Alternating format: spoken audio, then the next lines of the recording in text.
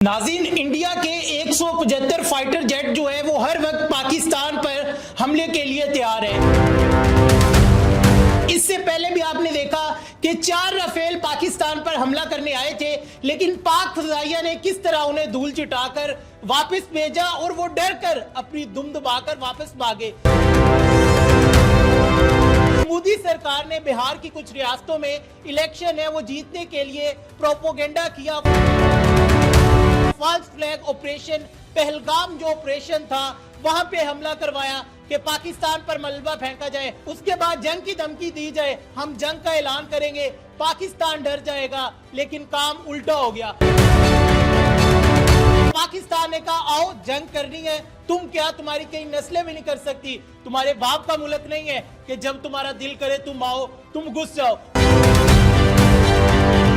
तो अब मोदी बेचारा परेशान है कि अगर मैं जंग किए बगैर बिहार में जाता हूं तो मेरे अपने मुल्क वाले मारेंगे, अगर मैं जंग करने जाता हूं तो पाकिस्तान वाले मारेंगे। तो इसी पर बात करने के लिए आज हमारे साथ मौजूद है senior analyst, senior journalist doctor Faisal जहां साहब। Sir, thank you so much, आप कीमती टाइम में से टाइम निकाल कर आए।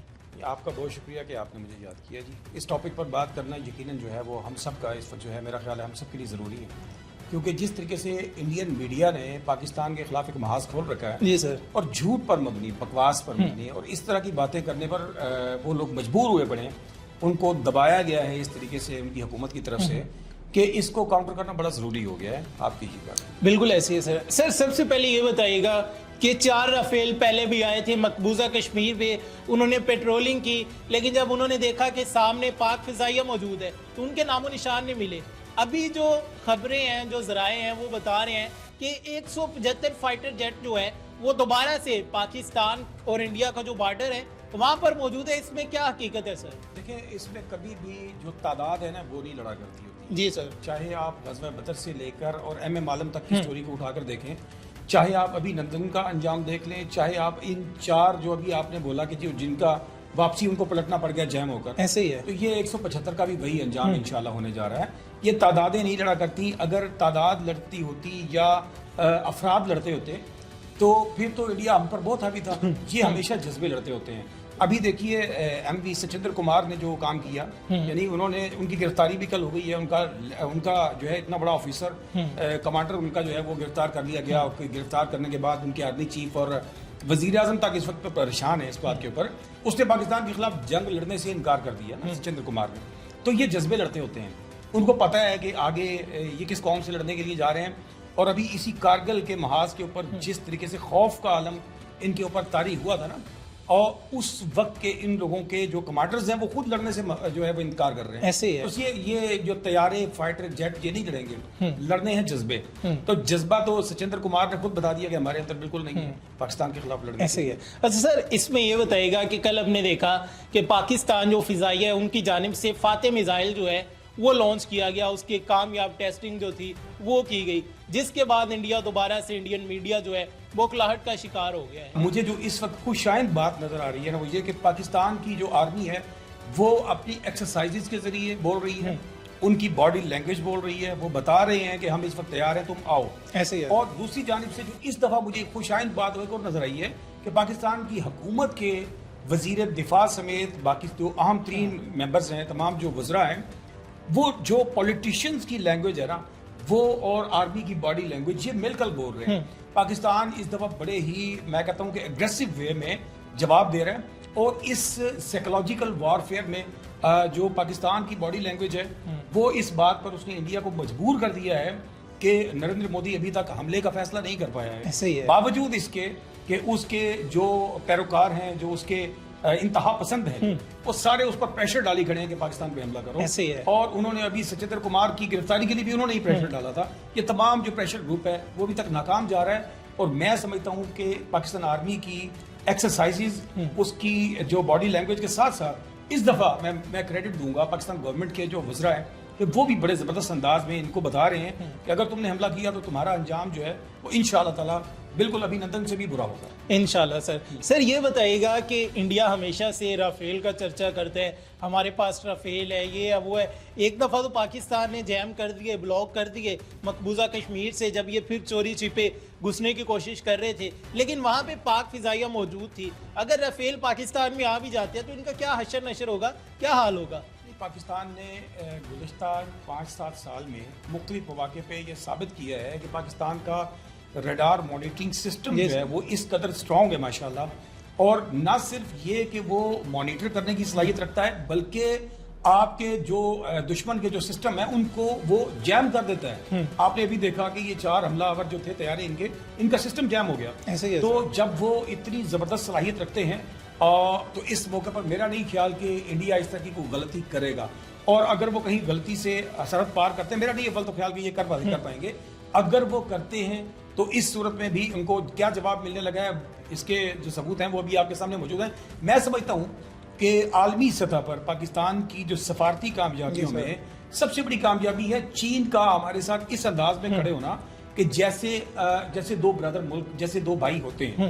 तो इस मौके पर चीन ने बाकायदा तौर पर आपके सामने ये अनाउंसमेंट की है कि अगर इंडिया ने हमला किया तो इसको चीन पर हमला तस्वर किया जाएगा। ये कोई छोटी बात नहीं है। और चीन पर हमला तस्वर करने का मतलब क्या हुआ कि चीन उसका उसी तरह जवाब देगा जैसे चीन पर हमला हुआ है। सो आप ये बात छोड़ दें, मेरा नहीं ख्याल कि ये अकेले पाकिस्तान की जंग है। मेरा ख्याल है कि ये एक इंटरनेशनल जो लॉबीज हैं वो पूरी तरह से इन्वॉल्व हो चुकी हैं, और इसमें अमेरिकन लॉबी समेत चाइना का और मुख्तलिफ ममालिक का बड़ा अहम किरदार है।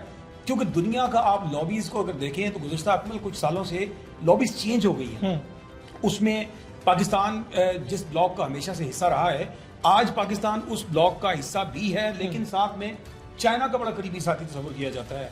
वो मुल्क रशिया जो कि सारी जिंदगी इंडिया के साथ बाजू से बाजू मिलाकर चलता था, आज वो सी पैक के मामले के ऊपर पाकिस्तान और चाइना का पार्टनर है। और ऐसे मामलात में, ऐसी सूरत हाल में आप इंडिया जो है वो अपने रशिया जैसे दोस्त से हाथ धो बैठा है, चाइना को वो अपना दुश्मन किए बैठा है। तो इस वक्त इंडिया के लिए हमला करना हरगिज इतना आसान नहीं है। इस सूरत हाल में इंटरनेशनल लॉबीज और चारों तरफ से जैसे पाकिस्तान को इंडिया ने घेरने की कोशिश की, इंडिया ने कोशिश की कि अफगानिस्तान के रास्ते से पाकिस्तान को जो परेशान किया जाए, ईरान वाली साइड से पाकिस्तान को बॉर्डर पे परेशानी के सामने है। तो ऐसी सूरत हाल में चीन जो है वो हमारा बेहतरीन दोस्त है। ऐसी सूरत हाल में चाइना की मैरीटाइम फोर्सेस जो हैं, जो समंदर पर पूरी तरह से काबिज हैं।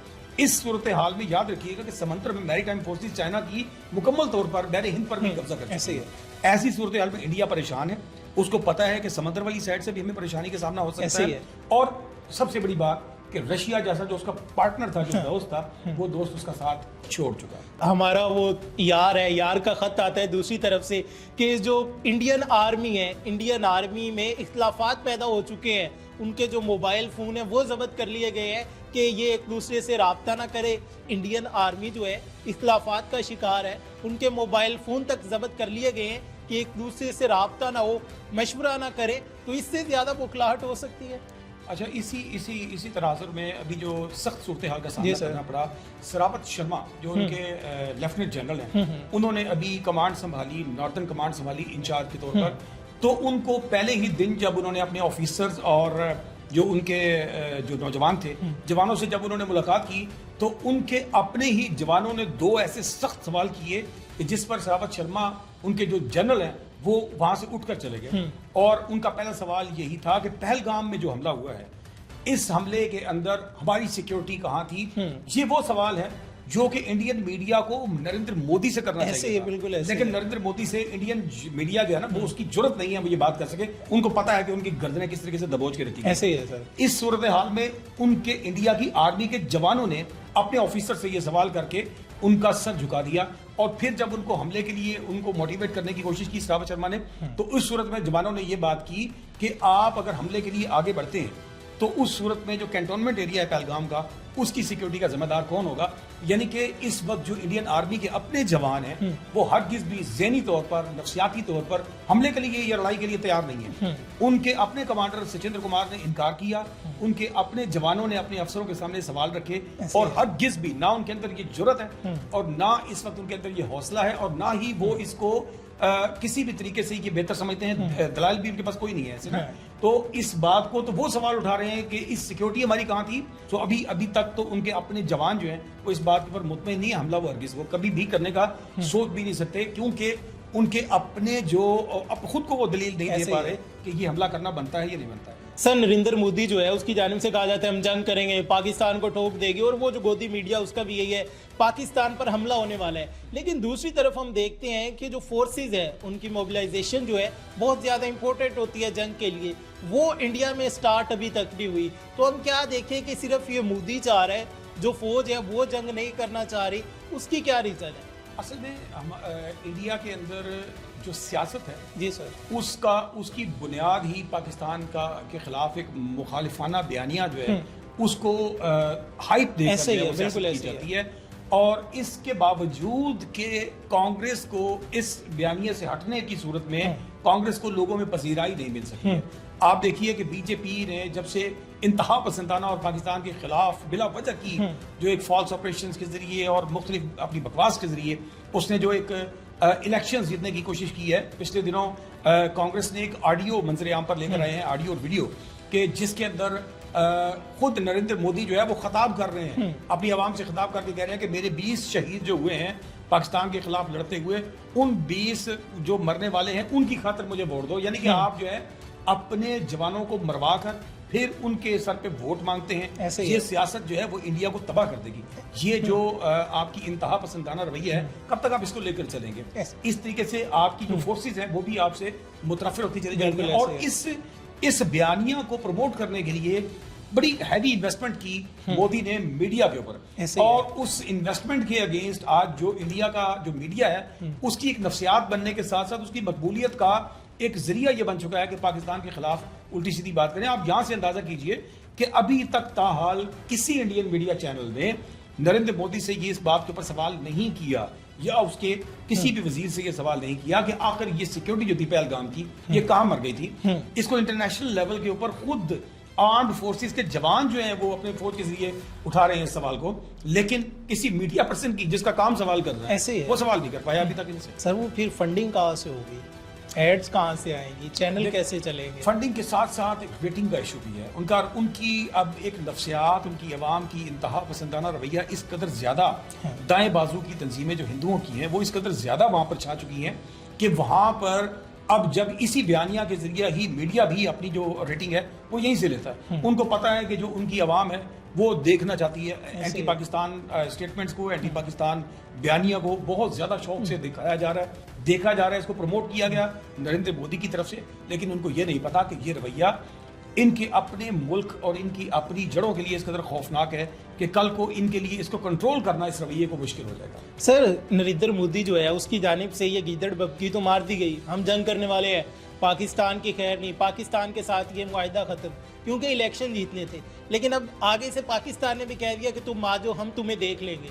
तो अब वो दोनों तरफ से मर रहे हैं, क्या वो जंग करेगा? क्योंकि जंग करेगा तो पाकिस्तानी उसे बड़ा गंदा मारेंगे, हमारी फोर्सेस मारेंगी, और दूसरी तरफ नहीं करेगा तो वो इलेक्शन लड़ने जाएगा, आगे से आवाम मारेगी कि बातें तो तुम इतनी करते हो कि पाकिस्तानियों ने हमला किया, कल को फिर हम पे भी कर देंगे, बदला नहीं लिया तुमने। तो मोदी का क्या असर होने वाला है? देखिए, आप अगर तकसीम देखें ना पॉलिटिशियंस की, मोदी के अलावा दीगर पार्टीज में आप इंडिया में अगर देखते हैं तो इंडिया के अंदर कांग्रेस एक वाहिद ऐसी जमात है जो कि इस वक्त नरेंद्र मोदी के इस मनफी रवैये के खिलाफ अपनी आवाज़ बुलंद कर रही है और इस इंतहा पसंदी को रोकना चाहती है। वो एक मोतदल अंदाज में अपना किरदार अदा कर रहे हैं। लेकिन दूसरी जानिब आप मुसलमान जो पॉलिटिशियंस हैं उनको आप मजबूर देखेंगे, आप उनकी स्टेटमेंट्स जब इंडिया में देखते हैं तो वो सब आपको मजबूर हैं ये साबित करने के लिए कि मुसलमान जो है वो हिंदुस्तान के साथ बहुत ज़्यादा मुखलिस है और पाकिस्तान के खिलाफ इस जंग में जनाब उनके साथ खड़े।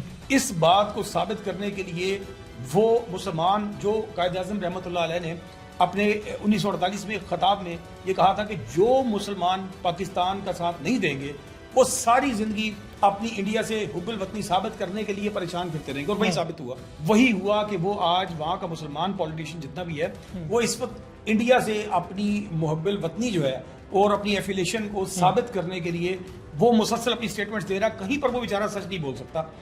उसकी निस्बत आपको कांग्रेस के जो लीडर्स हैं, जो उनकी लीडरशिप है, वो बड़े गरज के बड़े अच्छे अंदाज में इस बात को साबित करने पर लगी हुई है और अल्लाह करे कि वो लोग अपनी इस कौम को कहीं सुधारने में कामयाब हो जाएं कि वो अपनी कौम को ये बता रहे हैं कि ये तमाम तर सियासत पाकिस्तान के खिलाफ जो हो रही है, ये सिर्फ और सिर्फ इलेक्शन के लिए हो रही है, ये सिर्फ और सिर्फ वोट गेनिंग के लिए हो रही है, और इसका कोई मकसद नहीं है, ना ही किसी किस्म का पाकिस्तान की तरफ से इसमें कोई इंटरफेरेंस थी।